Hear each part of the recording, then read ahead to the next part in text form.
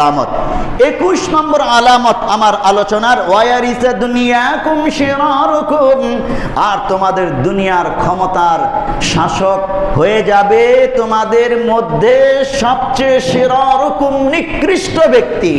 বর্তমান পৃথিবীতে বিভিন্ন রাষ্ট্রে যারা জালেম, যারা অন্যায়কারী, যারা অস্ত্রধারী, যারা মিথ্যাবাদী, যারা মানুষের উপর রক্ত প্রবাহিত করে, মানুষের সম্পদ আর জীবনের মূল্য যাদের কাছে নেই, আল্লাহর সাথে যাদের সম্পর্ক ভালো নেই, কোরআনের সাথে, হাদিসের সাথে, রাসূলের সাথে যাদের দূরত্ব যোজন যোজন, এই রকম নিকৃষ্ট ব্যক্তিরাই পৃথিবীর বিভিন্ন রাষ্ট্রের ক্ষমতায় আছে কি নাই?